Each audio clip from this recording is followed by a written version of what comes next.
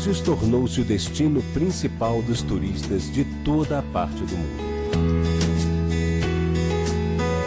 Ao serem recebidos no Porto Veleiro, o visitante tem total segurança na operação de embarque e desembarque de passageiros. O conforto de nossas instalações e os serviços prestados exclusivamente aos turistas são a nossa preocupação.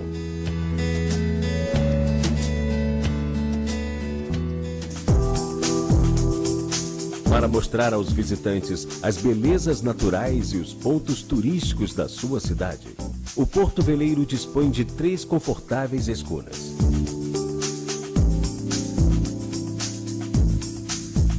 Espaçosas e com excelente serviço de bordo, garantindo um passeio divertido e inesquecível por lindas praias e ilhas.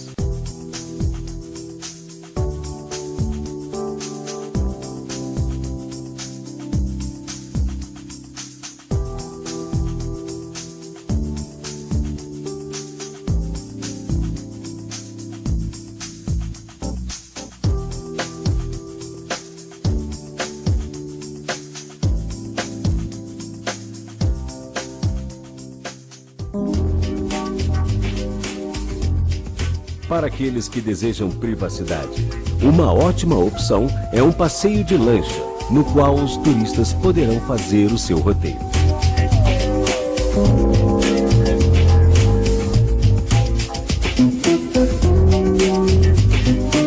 Uma embarcação de 37 pés, tripulada por profissionais experientes, dispõe de amplo espaço interno.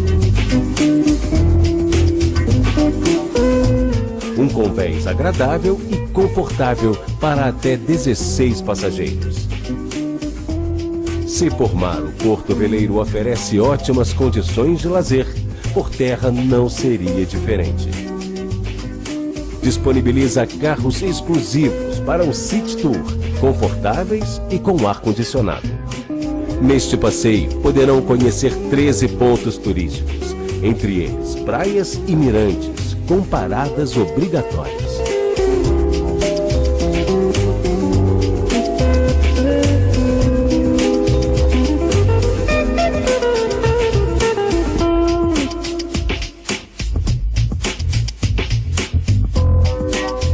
Porto Veleiro, tenha a segurança que você merece.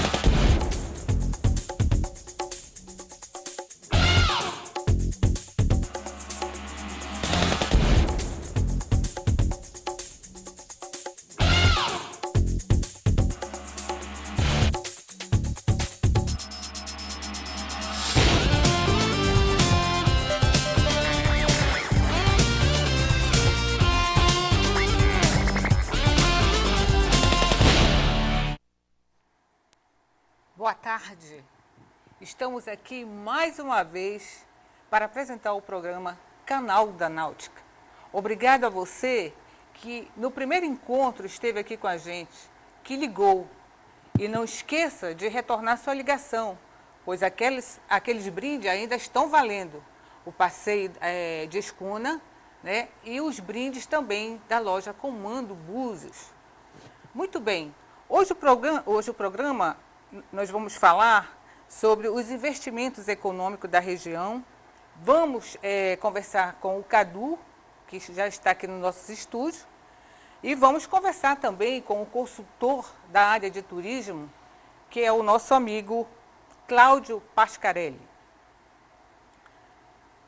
O setor passa a ser percebido como elo importante da cadeia produtiva da indústria do turismo, na qual as embarcações são bens de capital não mais bens de consumo de luxo.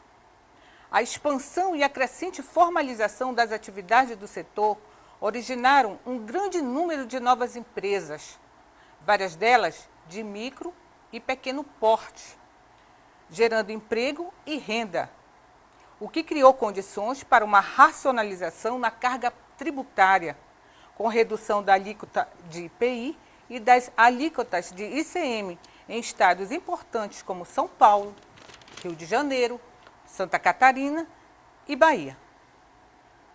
Muito bem. E aqui para conversar com a gente, para falar com a gente, é o Cadu Bueno, que é empresário e proprietário do Porto Veleiro, um apaixonado e dedicado pelo setor da náutica. Boa tarde, Cadu. Boa tarde, é um prazer mais uma vez estar com vocês aqui, procurando fornecer informações, subsidiar aí possíveis iniciativas e fazer com que o trade se mexa, né? Porque o turismo náutico brasileiro está um tanto parado, né? Então, mais uma vez, é um prazer participar. Muito bem. Cadu, vamos falar de investimentos econômicos para a nossa região dos lagos, para a nossa região sudeste e um aspecto geral no Brasil. O investimento na aeronáutica, ele vem acontecendo, não na proporção da expectativa, da ansiedade dos participantes dessa economia, né? Mas eles vêm ocorrendo. O grande trava é na área de licenciamentos, na área de investimentos, de financiamentos dos investimentos e os lentos processos de legalização.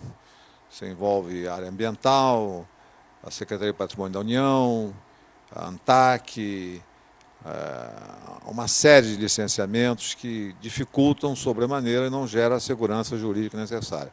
Mas esse quadro está sendo alterado gradativamente e aqui alguns investimentos já estão ocorrendo. No Rio de Janeiro, a assunção da Marina da Glória teve a sua licitação promovida, foi assumida pela BR Marinas, que é um tradicional operador de marinas, opera marinas na costa brasileira toda, em Angra, em Porto Belo, e opera no exterior, até opera marinas em Miami. A BR Marinas já está indo para Búzios, para operar a marina do Grupo Bodiano, está se preparando para lá. Então já há um nível de investimento expressivo, mas ainda é insuficiente frente à demanda, né? O perfil do consumidor mudou no turismo náutico, o acesso a valores de embarcação ficou facilitado com a mudança da nossa economia, a mudança no crédito. O volume de fabricação é expressivamente elevado, em lanchas acima de 23, acima de 30 pés praticamente, mas não há infraestrutura de apoio na proporção. Ou seja, marinas de passagem. Você, para se deslocar na costa brasileira, você não tem infraestrutura nenhuma, realmente nenhuma. Mas isso também está sendo mexido através de processos que visem agilizar as legalizações dessas estruturas e até regras de financiamento específico, porque a costa brasileira toda, todo o waterfront brasileiro pertence à União. E os usuários são usuários legítimos consentidos, mas eles têm a posse, não têm a propriedade. Então, qualquer investimento na borda d'água, ele é de alta expressão econômica, financeira. E a captação de recursos fica inviabilizada, porque o bem que normalmente é dado em garantia, tipo o BNDES. O BNDES tem financiamentos para essa área, mas ele exige garantia hipotecária. E os proprietários de marinas, os proprietários da borda d'água, eles são proprietários da posse, não da propriedade. Então, eles não podem dar em garantia um bem que é da União, não é deles, né? Então, nós estamos mexendo isso no Grupo de Turismo Náutico em Brasília para criar mecanismos que facilitem a captação de recursos para longo prazo. É cruel você investir com recurso de curto prazo. Não há payback, não há retorno de investimento a curto prazo. O retorno é médio e longo prazo, que é o normal, como acontece no mundo inteiro. Mas já há um nível de investimento expressivo aqui no Sudeste, já há investimentos no Sul também, em Santa Catarina, em Porto Belo, em Ilhabela, que tem um volume de embarcações expressiva, sendo que a vela é a vocação da região. Isso já vem acontecendo. E nós estamos participando disso em grupos específicos de trabalho em Brasília, incluindo também o Cruzeiro Marítimo, que o Brasil era a bola da vez, nós perdemos a vez. Nós chegamos à 4ª posição no ranking mundial e voltamos para o 6º lugar. Nós operamos no Brasil, chegamos a operar 1 milhão de passageiros quase com 21 navios. Hoje nós vamos operar 530, 540 mil passageiros. Por força dessas faltas de condições, é isso? Pelo custo Brasil, pela dificuldade, né? A legislação não padronizada, porque não há uma regulação da atividade ainda, uma regulamentação da atividade. Isso dificulta. E os navios aumentam de tamanho e os portos continuam os mesmos. Os investimentos nos portos estão saindo, mas atrasados, através do PAC, privilegia a carga, mas contempla o cruzeiro, como falei no último programa. E isso está muito lento. E o mercado, hoje, o Brasil, com uma demanda de 3 milhões de passageiros, vai operar com 500 mil passageiros. Qualquer tentativa hoje, dia 15 de outubro, de fazer um cruzeiro no Réveillon, no Carnaval, já está vencida, não há mais lugares, né? O planejamento do mercado de cruzeiros é feito com 18, 24 meses. Nós já temos as escalas de 15, 16 e de 16, 17. Ainda estimativas, mas já tem. As programações são de longo prazo. E nós perdemos aí 10 navios na cabotagem, na costa brasileira, em função do custo Brasil, custos expressivos de pilot. Pilot é o camarada que conduz o navio para entrar na Baía de Guanabara, por exemplo. O Brasil tem um custo desse serviço que é 5, 6 vezes superior à média internacional. Então isso também está sendo mexido, mas esses processos são lentos, não são ágeis, face às suas complexidades, né? E vamos falar assim de Brasil, Cadu. O que está faltando? Vamos falar para o Brasil conquistar o lugar que tem direito, né? Com essa nossa costa aí enorme, extensa, são mais de 8.000 quilômetros de costa, para pelo menos, vamos supor, alcançar lugar como os Estados Unidos, Espanha. O que falta? Qual é o olhar que está faltando? Olha, antes de mais nada, o processo é cultural, né? A cultura náutica brasileira, ela é recente, ela é acanhada ainda. Se você comparar com os Estados Unidos, com países da Europa, há uma cultura náutica, exagerando, milenar, né? Não é isso. A nossa é mais recente. Agora, no entanto, nós temos condições físicas de costa, de recorte, de clima, excepcionais, né? Como eu falei, 290 dias de sol. Nós praticamente não temos inverno em grande parte da costa, né? Mas falta a infraestrutura de apoio. Você, para se deslocar, você, para percorrer a costa brasileira, você não tem pontos de apoio. São raros os pontos de apoio. Isso limita a circulação das embarcações. As marinas existentes no país, aqui no Sudeste, estão todas lotadas. E aquela que for construída amanhã, no dia seguinte está lotada. Porque o mercado, a demanda é forte, né? Então, nós tivemos um projeto aprovado em Brasília, um projeto de planejamento, né? De infraestruturas náuticas ao longo da costa mistas, ou seja, que nós intitulamos de marinas de passagem. Ao mesmo tempo que ela atende ao receptivo de cruzeiros marítimos, ela também atende, na passagem, a lanchas de grande porte, ou seja, pessoas de Santos, de São Paulo, de Ilhabela, de Porto Belo, de Guarujá, que queiram se deslocar para o Rio de Janeiro, teriam onde parar. É o caso de Búzios. Búzios dá um projeto de uma marina de passagem para 10 vagas de mega lanchas com serviço de abastecimento, retirada de esgoto, fornecimento de energia e água, né? Esse processo está embargado há 5 anos, mas vai sair. Então, ele é lento, quer dizer, falta investimento. A indústria de construção de barcos de lazer vai em um belo desempenho, né? A Acobar, que é a associação, divulga isso, fez pesquisas recentes evidenciando uma demanda favorável, alguma dificuldade de financiamento, mas pelo menos já há financiamento, né? Que barco, antigamente, existia uma frase aqui, eram 2 momentos de alegria, quando você comprava e quando você vendia. Hoje já não é tanto. Hoje, você, quando se desfaz de um barco, a sua perda já é menor. Ou seja, há um mercado já mais disponível, né, para barcos usados, para segunda mão, para troca de embarcação. Você vai sair de uma 23 pés para uma 30 pés, de uma 30 para uma 40. Hoje, o barco usado já tem alguma liquidez. Não tem maior, face a essa dificuldade de infraestrutura de apoio ao longo da costa. Esse é o grande gancho. Nós temos 70 mil embarcações, nós temos um índice per capita baixíssimo de embarcações, né? Nós somos um país que teríamos condições de ter o mesmo volume de embarcação que a França, no per capita, né? E não temos. Então, comparar com os Estados Unidos, com os países da Europa, é uma distância muito grande, é um gap muito grande. Mas é atingível, caminhando e a passos lentos, porque nós não temos cultura náutica desenvolvida, nem legislação de apoio. Pelo contrário, a legislação é restritiva, tipo, não deliberadamente, mas sim acidentalmente. Por exemplo, a Marinha não reconhece praticamente na sua legislação o turismo náutico. Ela começa a mexer nisso agora no GT Náutico de Brasília, que é o grupo de trabalho do Turismo Náutico Nacional, do qual a Marinha faz parte. Hoje ela está se envolvendo e começa a ser produzida alguma legislação considerando, porque as embarcações eram consideradas de transporte, embarcação de bens, né, de transporte de bens. Então, o turismo náutico começa a ser incluído na legislação marítima, com regras específicas, evidenciando as suas características, incentivando a distinção de uso da embarcação. Você está fora da nossa pauta aqui, mas você falou em relação a essa preocupação. Sabe o que me veio aqui, Cadu? Vamos abrir uma entrelinha aqui.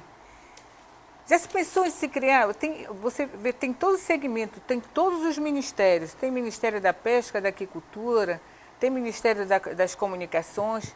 Você pensou num ministério voltado para o segmento náutico? O Ministério do Turismo hoje ele segmentou essa atividade. Especificamente? Eu acredito que não justificaria um ministério, senão seria, me parece um exagero. Mas o Ministério do Turismo, hoje, ele segmentou a atividade, ele pondera a atividade e a trabalha de forma diferenciada, com focos específicos e com planejamentos específicos de médio e longo prazo.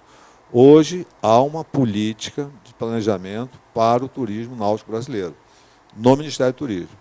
Ora, essa política, sua execução, que é planejamento ainda, ela esbarra nos entraves da burocracia, das concessões, dos licenciamentos, coisas que já estão mexendo, tipo, você para tirar uma licença ambiental tinha que ter licença da Marinha. Agora as duas saem ao mesmo tempo, uma condicionada à outra, e com 4 anos. As licenças eram de 1 ano. Então isso dificultava, né? Então hoje isso já está sendo trabalhado. Quer dizer, a Marinha, quando dá um nadopor, dá por 4 anos e ela condiciona as outras licenças. Então você vai para a área ambiental, que te concede uma licença mediante a apresentação de projeto, também por 4 anos, mas ela condiciona a outras licenças, que é o SPU, a Secretaria do Patrimônio da União, a própria Marinha, ou seja, criou-se então uma cadeia lógica, quando antes era o cachorro atrás do rabo. A gente não conseguia nunca legitimar, legalizar uma atividade. Então, 90% da costa brasileira é instalada em situações não legalizadas, coisa que está sendo alterada, criando mecanismos facilitadores da legitimação daquelas posses, daquelas estruturas, permitindo, então, a saída da informalidade, o recolhimento de recursos da União, pelo uso do bem da União, que é a borda d'água. Então, já se está caminhando para isso. Quer dizer, há um foco já do turismo náutico praticado pelo Ministério do Turismo, com políticas específicas e bastante desenvolvidas com bastante profissionalismo. Vamos falar especificamente do município de Búzios. Eu vou fazer uma pergunta e se você não concordar, vou fazer uma pergunta já com uma resposta. E eu gostaria que você também respondesse, né? E também ampliasse. Atualmente, eu posso dizer assim que o município de Búzios, atualmente, é uma das últimas fronteiras a serem exploradas em sua plenitude para os esportes náuticos e o turismo a bordo de embarcação de recreio? Cadu? Não, com certeza. É um destino de extrema atratividade, mas sem nenhuma estruturação, né? A minha frase é um pouco cruel. O mar de Búzios é um faroeste. Não há nenhum ordenamento, diferentemente do que já aconteceu em outras cidades turísticas costeiras. Quer dizer, Búzios carece de ordenamento náutico. Foi feito um belo trabalho, um belo projeto, e apresentado ao município em governos anteriores, mas que não saiu de alguma gaveta, né? Então, Búzios ainda comete o erro que o mundo inteiro não comete mais quando você fala em turismo náutico. Ou seja, botar no mesmo lugar o turismo e a pesca. Os dois têm que sobreviver, um auxilia o outro, um depende do outro, mas não podem operar no mesmo local fisicamente. Então, esse aspecto não foi visto em Búzios. Búzios hoje tem 2 marinas para vagas secas e molhadas, marinas de interior, né? Elas estão plenas. As 2 estão em processo de desenvolvimento. Uma delas, como eu falei, vai ser operada pela BR Marinas, que é um operador tradicional, né? E, ao mesmo tempo, há um projeto de uma marina de passagem em construção. Quer dizer, Búzios é um dos destinos de maior atratividade do turismo náutico, sendo que, na vela, é a melhor raia de vela da costa brasileira, tá? Tanto é que foi cogitado, ainda está em cogitação, ser utilizado ou não nas Olimpíadas num eventual impedimento da Baía de Guanabara, coisa que não acredito mais, porque já estamos aí, Olimpíada 16, já estamos em final de 14, né? Eu acho que não vai acreditar. Mas Búzios tem uma vocação para a vela extrema. Os velejadores, os grandes velejadores brasileiros, eles elegem Búzios como sendo uma das melhores raias brasileiras, né? Sendo que a vela fez algo muito interessante, que é bom destacar. A vela trabalhou a cultura náutica. Nós temos exemplos, medalhas olímpicas na náutica, e o grupo da vela trabalhou a cultura náutica da vela. Porque no mar, não sei se todos conhecem, existe uma briga entre aspas, né? A turma da vela e a turma do motor. Eles se complementam, mas não falam a mesma língua. Não falam a mesma língua. Se socorrem, se ajudam, mas não falam a mesma língua. Mas a verdade é que a turma da vela, as associações de vela, os clubes de vela, trabalharam formando jovens. Em Búzios, a escola de velas pegando o pequeno morador de Búzios, a criança de 10, 12, 11, até menos, se iniciando na náutica de vela. Isso aconteceu na costa brasileira inteira, aconteceu em Ilhabela, aconteceu em Porto Belo, isso acontece em Guarujá. Então, na costa toda, essa política foi adotada pela vela. E os resultados estão aí. Até pouco tempo, os maiores medalhistas olímpicos brasileiros eram da vela. Ainda o são, se não me engano. Eu posso estar um pouco confuso aí com o destaque do voleibol e outros esportes, né? Mas eles fizeram o dever de casa. Eles trabalharam a cultura náutica. Vela. Falta trabalhar a cultura náutica, motor, propulsão, né? E as infraestruturas de apoio, porque a infraestrutura de apoio da vela são os clubes náuticos.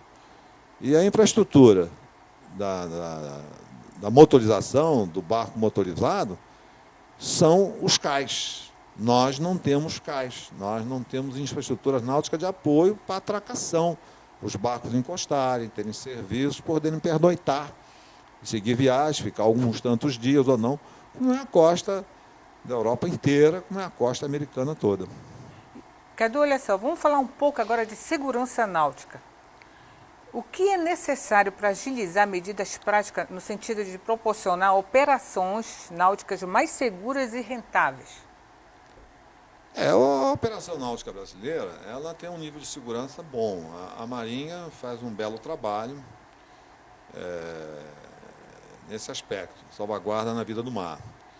Ela tem uma fiscalização intensa, mais pontual, logicamente, no verão, mas há um trabalho muito bom feito pela Marinha. Podemos dizer que, diante da frota, né, frota entre aspas, né, que nós temos de embarcações e volume de acidentes, nosso índice é baixo, mas ainda ocorrem acidentes onde a irresponsabilidade é o ponto focal, né? Mutilação de pessoas, né? Nós não respeitamos, como não é nem uma questão de não respeitar, não há uma cultura náutica desenvolvida. Então, o camarada compra uma lancha de 30 pés e ele quer encostar na praia. Ele não pode fazer isso, ele tem que estar a 200 metros de distância, que é o padrão. A Marinha vigia isso. Mas, ao mesmo tempo, a Marinha, nós não temos, como o mundo inteiro tem, não sei se seria o caso aplicável aqui, guarda costeira. Nós não temos uma guarda costeira. Nós temos a Marinha, que faz também o papel de guarda costeira com suas limitações de equipamentos, de recurso humano. Ela vigia, ela trabalha, mas a ausência da cultura é a mãe do acidente. Não é exatamente a irresponsabilidade. O sujeito compra uma lancha, tira a carteira, se habilita, faz as provas na Marinha, ele vai para o mar e como se estivesse dirigindo um automóvel, só que sem regras, achando que no mar não há regras. Realmente no mar não tem sinal, não tem cruzamento, mas há regras de navegação Aí que nós tem que vamos ser falar, atendidas. aí entra a questão do ordenamento, que a gente vai abrir um espaço aqui, né, Cadu, Exatamente. depois para falar sobre ordenamento. E vamos conversar agora um pouco, Cadu, de cruzeiros marítimos, fluviais. Fala um pouco assim, qual a classificação das categorias dos cruzeiros? Não, o Brasil não tem vocação no cruzeiro fluvial. Nós temos alguma coisa na Amazônia, nós temos bastante coisa na Amazônia somente. No Rio Amazonas, no Rio Negro, onde temos até um barco, né, de 450 passageiros o ano inteiro operando na Amazônia, fazendo um circuito no Rio Negro, no Rio Amazonas. Então temos alguma vocação, mas ela não é expressiva como é na Europa, por exemplo, onde você tem todo um segmento de cruzeiro fluvial. O Brasil não chega a ter isso. Nós temos, pontualmente, na Amazônia, um belo do navio, construído lá, construído no Brasil, né, e que opera na Amazônia. Agora, aqui ao longo da costa, nós temos dois segmentos básicos, que é a cabotagem e o longo curso. A cabotagem são os navios que vêm ao Brasil, ficam aqui 6 meses, operam ao longo da costa brasileira, toda, durante 6 meses, e 95% dos passageiros são brasileiros. 90%, 10% são estrangeiros. E eles têm os seus circuitos, diversos circuitos, ao longo da costa, regionalizando, alguns indo a Buenos Aires, a Montevidéu, retornando. Tem Fernando de Noronha, com navios de menor porte, que lá é proibido navios de maior porte, porque realmente a ilha não suporta a carga de um navio de 4.000 passageiros, né? Até a ilha afundaria, eu acho.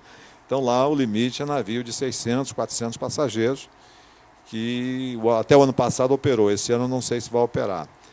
Então esses são os navios de cabotagem. Eles produzem alto impacto econômico nas cidades que visitam. Assunto já pesquisado, já mencionado aqui.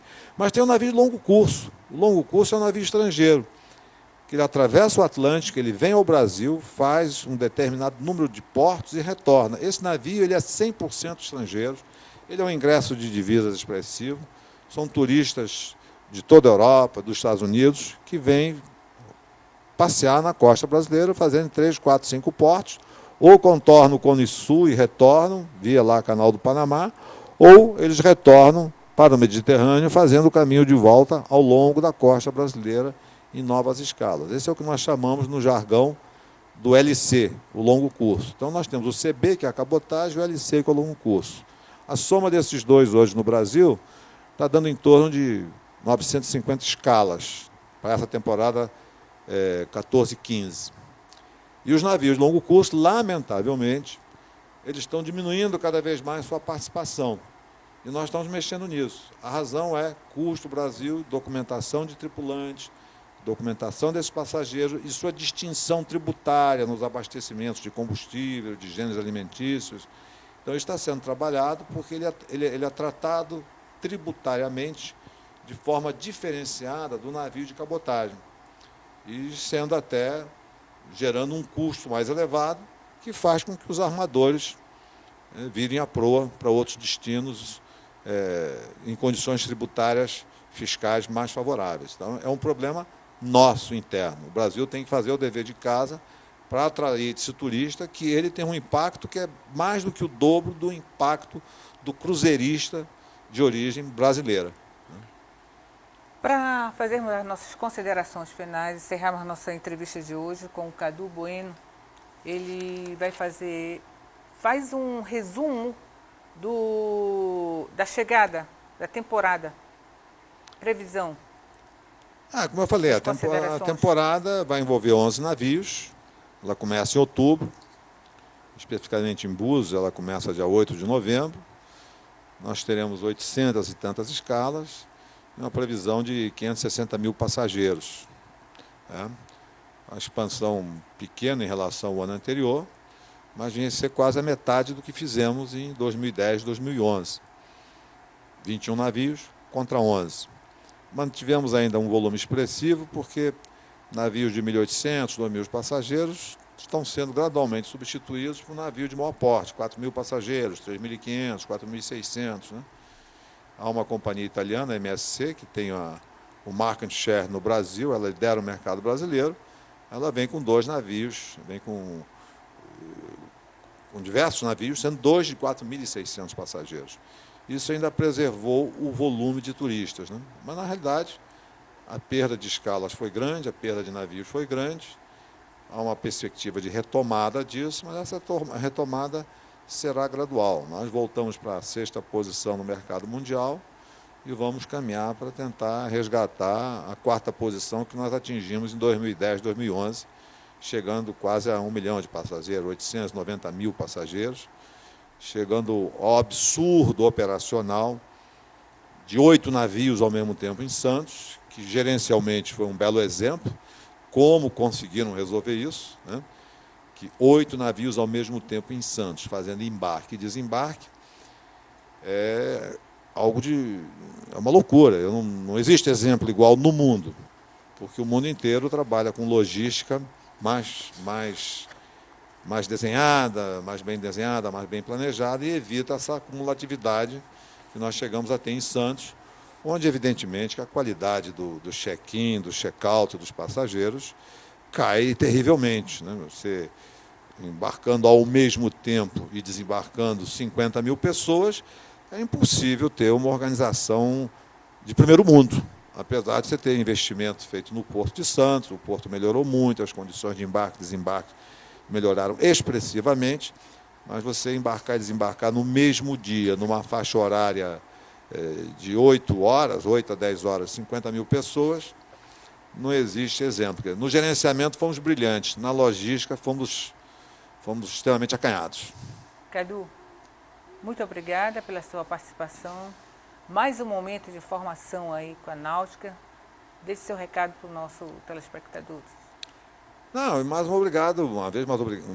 uma vez obrigado pela participação. Eu acho importante a gente divulgar essas informações, divulgar essa necessidade do aculturamento náutico brasileiro, e caracterizar aí a demanda de investimentos, caracterizar a nossa atratividade. Né? Nós, brasileiros, estamos sempre de costas para o mar. Nós temos que ficar de frente para o mar. Até no construtivo, vocês olharem as cidades costeiras brasileiras, a maioria é virada de costas para o mar. Né? Então, nós temos que inverter esse processo, olharmos mais o mar, usarmos mais o mar, com respeito ao meio ambiente, e não fazendo os absurdos que a gente vê em mau uso das águas costeiras brasileiras. E a Ilha da Guanabara, no Rio de Janeiro, é um exemplo, né? Não feito pelo Náutico, mas o Náutico sofre isso. Né? Então, é um prazer sempre estar voltando a esse assunto e buscar incentivos e soluções, construir ideias e levar para o fórum adequado, que é o Ministério do Turismo, que tem um grupo de trabalho específico para estudar esse assunto, planejar esse assunto e definir políticas públicas para a náutica brasileira. Obrigado, então. Daqui a pouco nós voltamos, né? Lembrando também que você liga e participa. Ligue para 998-3611-65 e concorra a um passeio de escuna oferecido pelo Porto Veleiro, proprietário Cadu Bueno.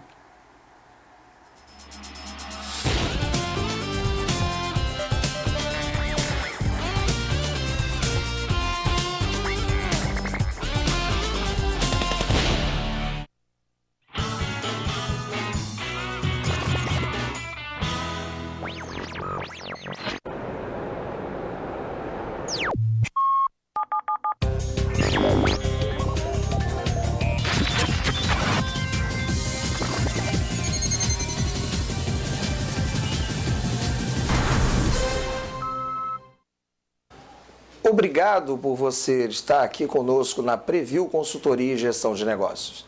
Eu me chamo Luiz Gustavo de Almeida, sou diretor da Preview e venho falar com você um pouco sobre as soluções empresariais. Aliás, a Preview nasceu para desenvolver pessoas e negócios. Por isso, a Preview trabalha com 3 pilares: gestão de recursos humanos, gestão de projetos e gestão empresarial.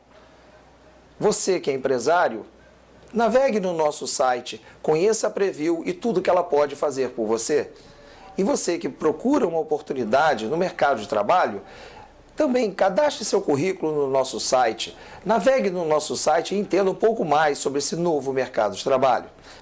Aliás, nós te damos a oportunidade de cadastrar o seu nome e o seu e-mail. Através desse cadastro, você receberá dicas sobre mercado de trabalho, assim como aos empresários, dicas sobre negócios. Obrigado.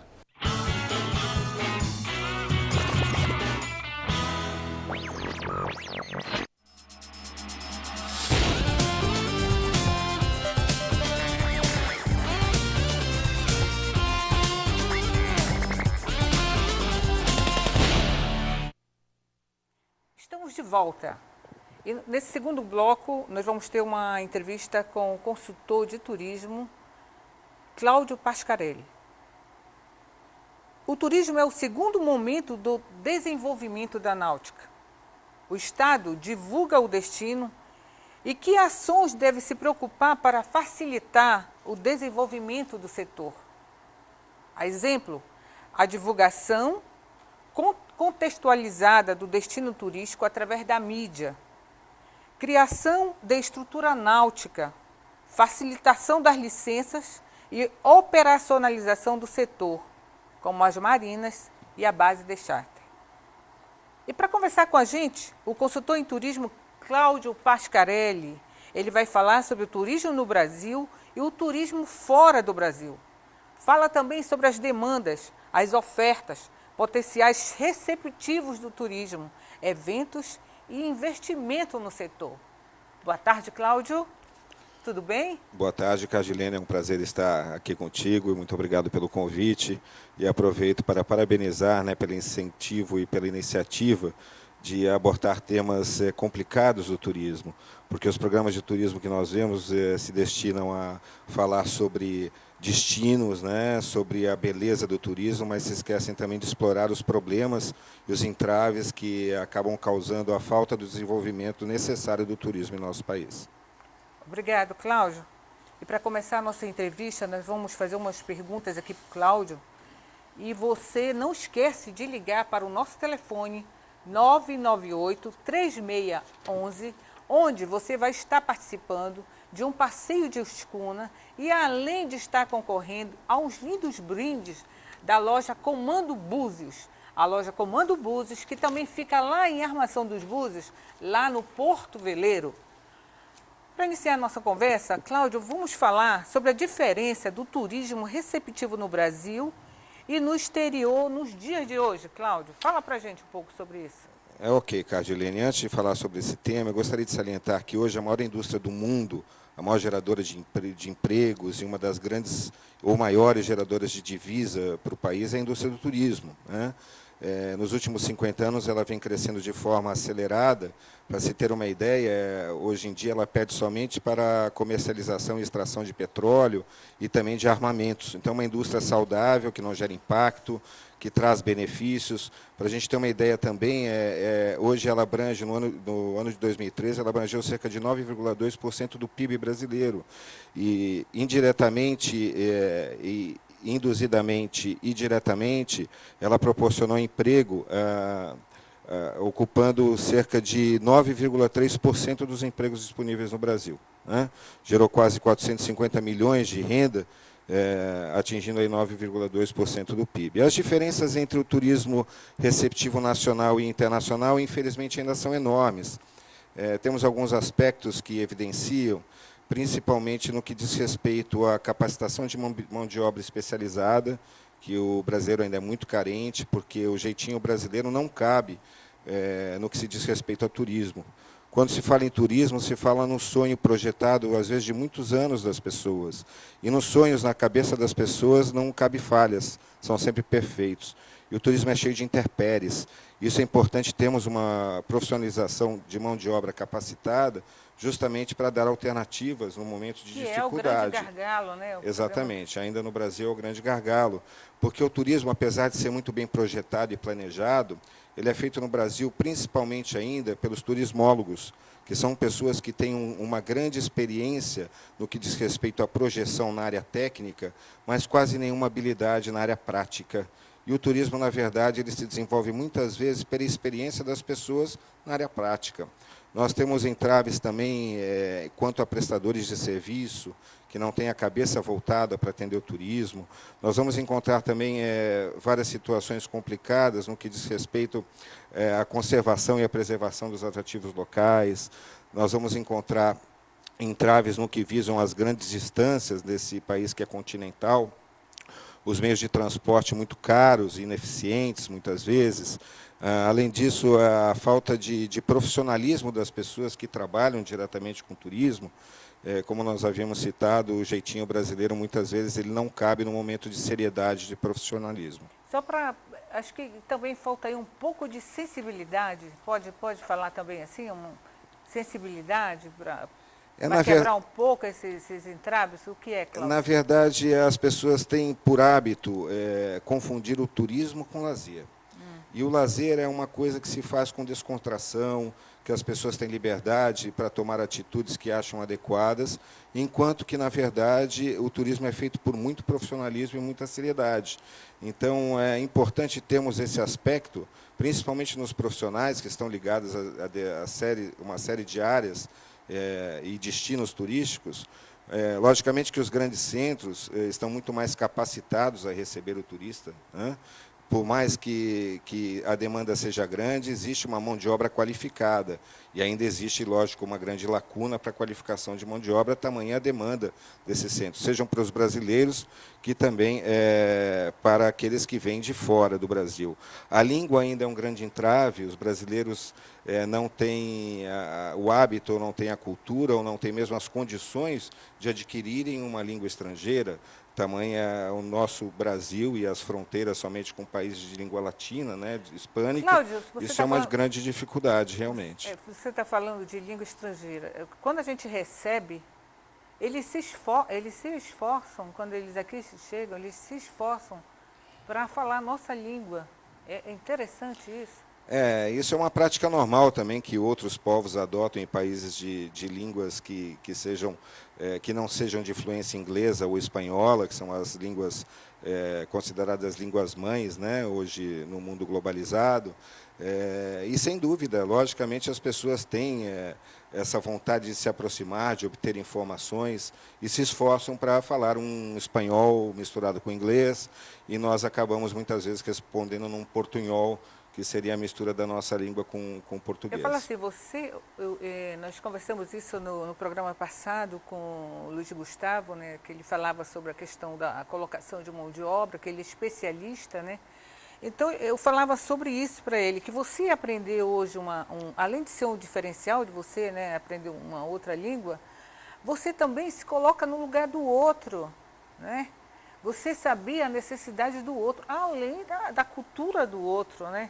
Porque como é que você sabe da cultura dos povos? Como é que você vai saber aprender a cultura, se você não sabe a língua?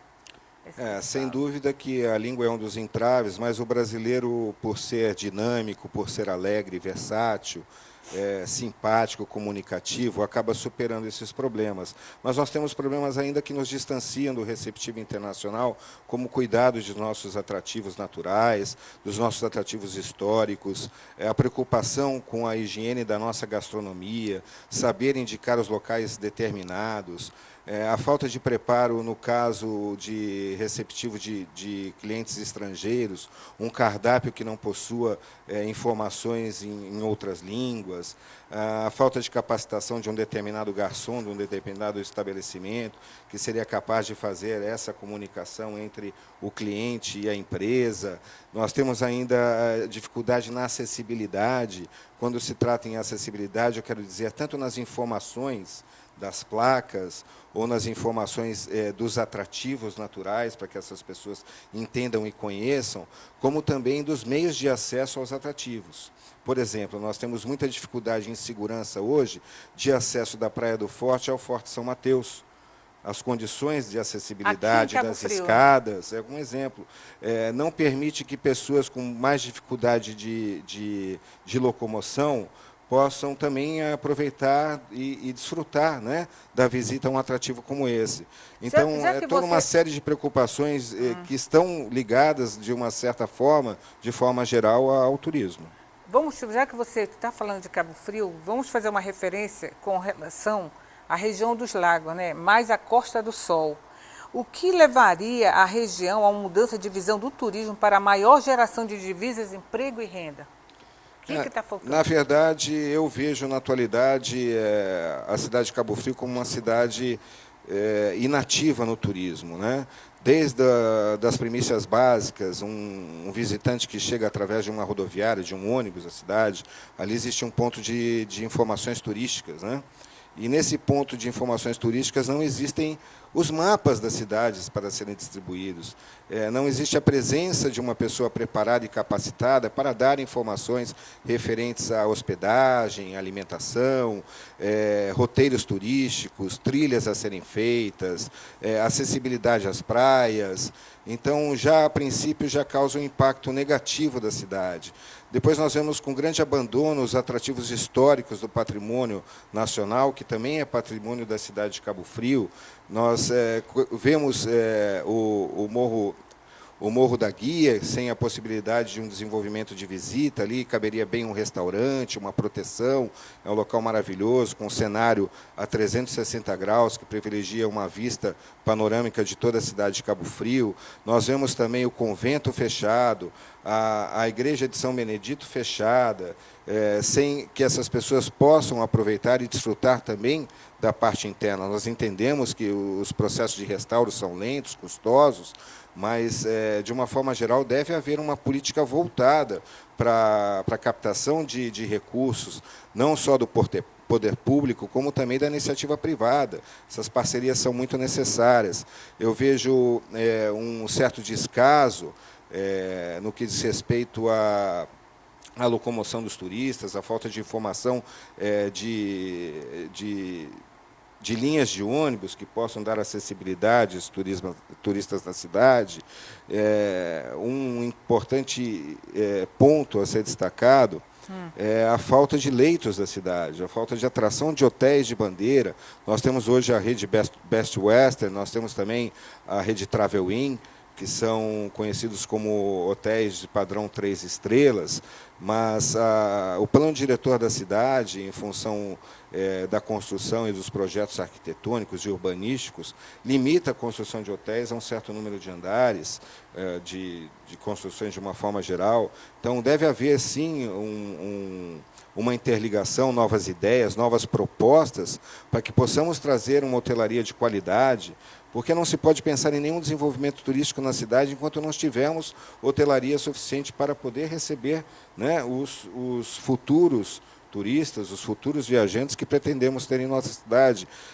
Também não nos cabe a situação de hoje não temos ainda um resort na região do município de Cabo Frio que possa trazer um turismo de qualidade, turistas com maior poder aquisitivo. Então, ainda são vários os entraves que fazem com que a cidade de Cabo Frio fique aquém, né, da sua potencialidade no que diz respeito ao desenvolvimento turístico do setor, e sem falar, logicamente, na capacitação de mão de obra. Agora, já que você, Cláudio, você mostrou, fez uma relação, né, dos entraves, de algumas dificuldades aqui na nossa região para melhorar. Mostre assim, na sua experiência, na sua vivência, né? O que você tem assim, de proposta aqui para dar um novo olhar, com um novo olhar para a região turisticamente? Na verdade, acho que existem várias propostas que podem ser desenvolvidas, discutidas, planejadas, e que as ações sejam feitas de forma voltada a melhorar em curto e médio prazo de tempo o turismo da cidade. A principal delas nós já citamos, que é o incentivo e procurarmos uma via para trazermos nova hotelaria, porque a própria hotelaria que existe na cidade é uma hotelaria já sucateada, são hotéis que precisam de uma reestruturação, mas como a demanda abrange e são praticamente únicos na cidade, o volume faz com que o empresário muitas vezes não tenha um interesse ou mesmo a concorrência para poder fazer a inovação, reestruturação dos seus hotéis. Existem, logicamente, um grande número de pousadas que atendem, né, aquela demanda específica, mas é fundamental e importante que sejam alocados recursos e que seja feita essa parceria entre iniciativa privada e poder público para trazermos uma hotelaria de melhor qualidade para a cidade. Depois, nós temos que ter uma política voltada para a captação de recursos para o desenvolvimento do equipamento turístico de uma forma geral, seja o patrimônio cultural, seja o patrimônio histórico. Por exemplo, nós temos um teatro em Cabo Frio, e o teatro ainda possui boa estrutura, mas não existe nenhum esforço, pelo que eu vejo, logicamente que não conheço a fundo a situação, mas para trazer para o roteiro teatral, de peças teatrais, do grande roteiro de peças teatrais brasileiro, peças de expressão. Não existe uma interligação de comunicação entre a Secretaria da Cultura e aquela que seria um provedor de visitantes, de clientes, de espectadores para o teatro, que são os hotéis e pousadas. Não existe uma linha direta de comunicação. E, logicamente, que apresentando peças amadoras, não despertará o interesse, logicamente, do grande público para que se possa ter uma ação cultural mais voltada para a parte dos espetáculos teatrais. Nós temos também como destaque, entre outros tantos, a falta de capacitação, mais uma vez que nós voltamos a falar, né, no movimento de capacitação, para que essas pessoas possam receber os turistas. Nós temos hoje uma Secretaria de Turismo que está vinculada à Secretaria de Eventos, que, por sinal, tem executado um trabalho exemplar na atração de grandes shows, durante aquelas datas específicas, normalmente de Réveillon e de Carnaval, trazendo grandes nomes da música, mas, consequentemente, atrai um tipo de turista que a cidade não precisa, que é um turista muito jovem, sem uma condição financeira necessária para deixar recursos para a cidade. Causa um grande... Divisas, né? Exatamente. Causa um grande transtorno no setor urbanístico, no que diz respeito ao transporte, você não circula, acaba a mobilidade em Cabo Frio nesses períodos. Existe sempre o problema também da degradação, né, do vandalismo. Não ocupam leitos de hotéis que seriam necessários, né, para que possa haver um desenvolvimento também financeiro e que haja também uma permanência dessas pessoas na cidade por mais tempo. Mas esse trabalho, que é muito importante, destacamos que é muito importante, porque leva o nome da cidade não só a cenário estadual, mas sim por todo o Brasil, pela bela festa que tem se realizado, mas eu acho que ela passou do ponto de controle, deveria ser repensado também. Então, nós falamos que hoje a Secretaria de Turismo ela está de mãos atadas, praticamente, porque ela depende da Secretaria de Eventos. Você está falando de Cabo Frio. De Cabo Frio. E a gente entende que, nesse aspecto, hoje a cidade dá muito mais valor para os eventos do que pelo resgate turístico da cidade, que tem um potencial enorme. Eu destaquei outros aqui. Também é importante a extinção da pirataria no turismo, né? Do turismo que a gente chama clandestino. Hoje nós temos casas familiares que recebem um grande número de pessoas, sem estarem elas capacitadas a prestar esse tipo de serviço.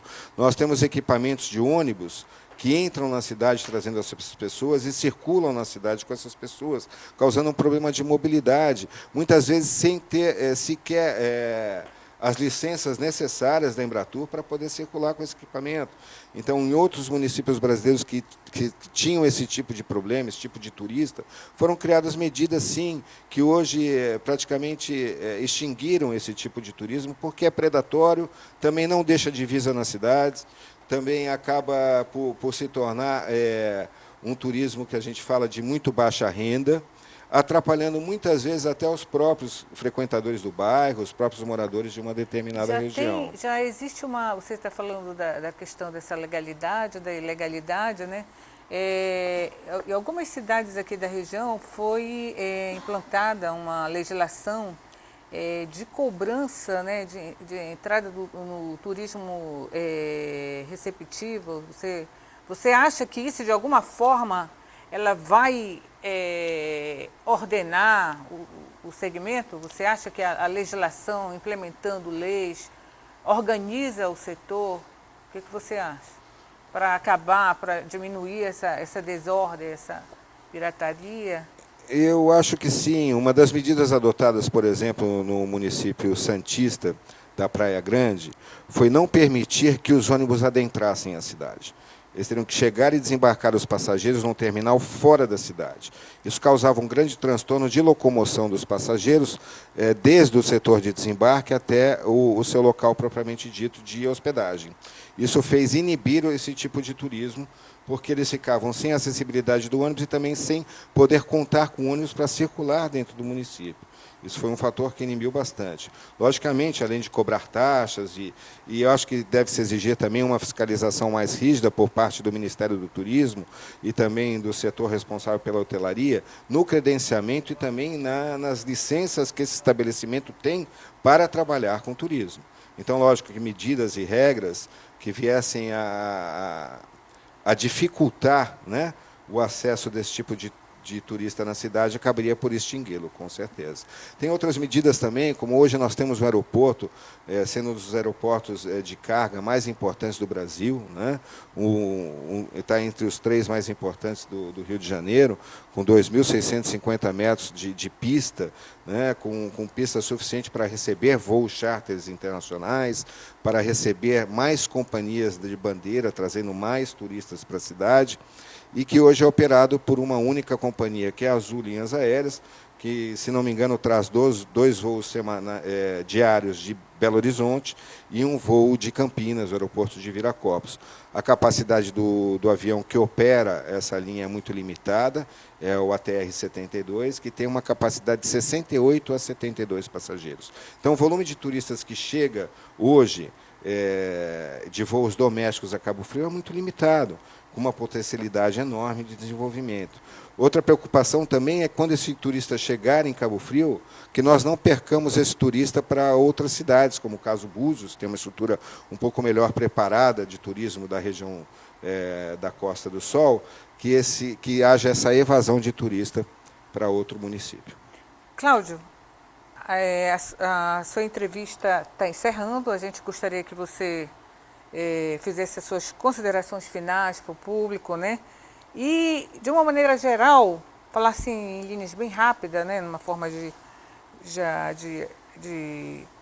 agradecimento, sobre o turismo náutico, em linhas gerais, bem rápido. Como é que você enxerga o desenvolvimento a gente ainda há pouco falou, turismo náutico aqui na região, para fechar a nossa entrevista? Bom, o expert em turismo náutico participou do primeiro bloco, que foi o Cadu, e deu muitas explanações a respeito. Como é que você enxerga? Eu vejo um desenvolvimento de turismo náutico, potencial de todos os segmentos turísticos na região e também em Cabo Frio, com excelentes olhos, e nós temos todas as condições em Cabo Frio e também na região, desenvolvemos o turismo náutico, seja ele voltado aos esportes náuticos, temos aí eventos constantes o ano inteiro para a prática do kitesurf, do windsurf, do próprio surf, nós temos o desenvolvimento também de atividades como a canoagem, como a canoa havaiana, os esportes náuticos, como o próprio Cadu citou, acho que não só a raia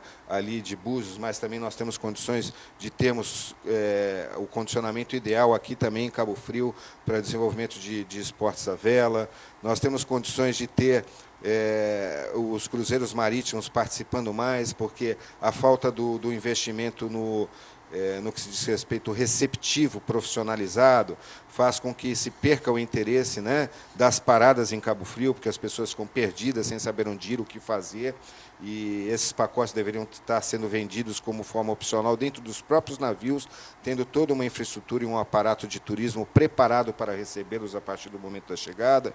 Então, eu vejo que é necessário profissionalizar o turismo de Cabo Frio, porque, infelizmente, no Brasil, ainda grande parte das pessoas que trabalham no turismo, no desenvolvimento do turismo, não são pessoas adequadamente preparadas para fazê-lo.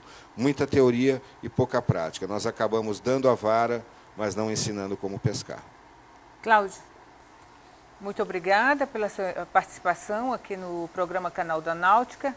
Aguardamos você em breve, né, para você somar com esse grupo aí, que a sua proposta é muito linda, tá?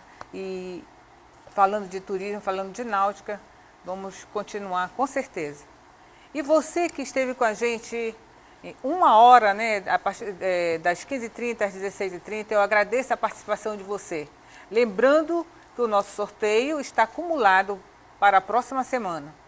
Obrigada.